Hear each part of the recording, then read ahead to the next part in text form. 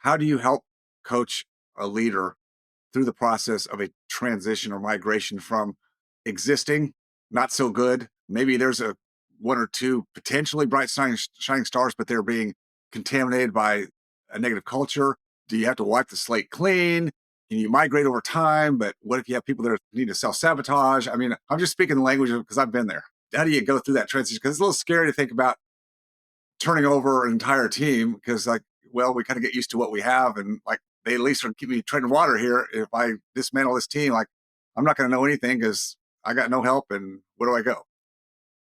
Yeah, there's a saying that I've used, and it won't be the first time people have heard it, but I certainly employ it, which is I'm slow to hire and I'm quick to fire. Now, when I say quick to fire, I don't mean I go in looking to fire people. Actually, the polar opposite.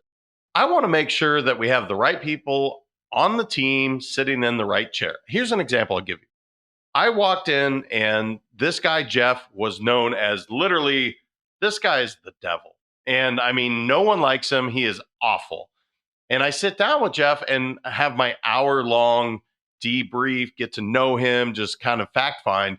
And for 56 minutes, David, this guy is living up to the bill. I'm like, he is a class A jerk, like not a fan. And I asked Jeff at the last 4 minutes, I said, hey, I noticed that you are in recruiting, but yet on your resume, it looks like you have a real marketing background. He goes, yeah, I love marketing. I said, well, can I ask you, what do you love recruiting? He's like, no, I hate it, but this is what I got hired for. I said, okay, what if we considered maybe pushing you over to marketing? Would that be of interest? That'd be amazing. Talk to the CEO, make this move. I walk in the door 3 months later, and Jeff is like, I mean, literally Moses parting the Red Sea. Everybody loves him because he's happy. He's thriving in the area that he should have been in the beginning. So, what I try to do is I figure out, are you part of the culture? So, first thing you need to do is define your culture. I have what's called the one sheet I help every company arrive at. It's who we are, how we behave, what are we trying to accomplish? And the whole idea is we're going to row the boat in the same direction. If you don't have this, oftentimes you have people that don't know exactly what's expected of them. How am I supposed to show up and behave? And next thing you know, you have a problem on your hands. Well, the reason is actually you didn't define how they're supposed to show up. And so now you have all these little micro problems and all this drama happening when the truth is you just didn't set it up properly. Once we do that, now life becomes really easy, and people will either know this is my home. I want to be a part of like your team. I want to be a part of Freedom Founders, man. I know who they are. Or, you know what? They stand for freedom. That's really not my thing. I like to control it the whole way through, and I don't want to have that. Great. Let's see our way out of it. It becomes very clear when they're not a part of the team, they will see themselves out. And it's so much easier than it has to be. But yet, as we started at the beginning of the show, it wasn't taught. You weren't taught these things in the MBA program that people go to. These are things that you have to find out along the way. And again, you didn't learn it in dental school. This is why my job is so easy is I get to go in and help them define their culture, and it's becomes really easy at that point.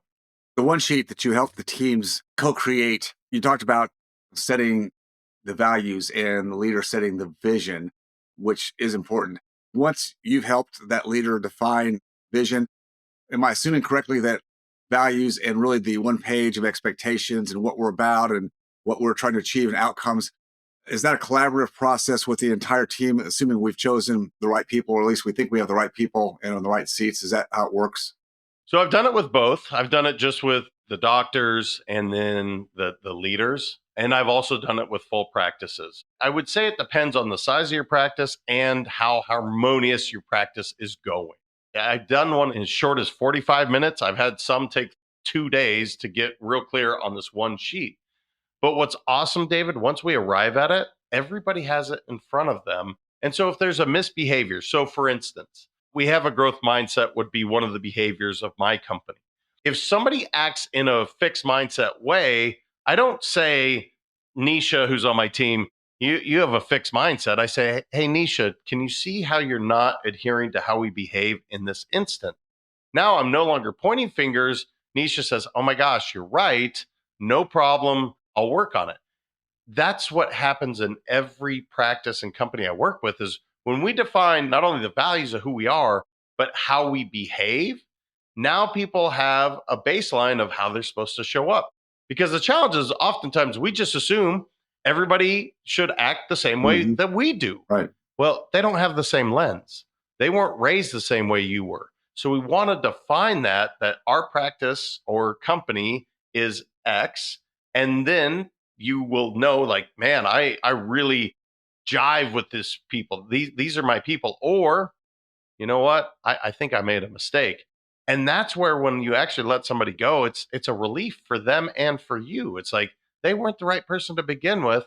Let's get them on to be happy at another place and find somebody that will really thrive in your practice.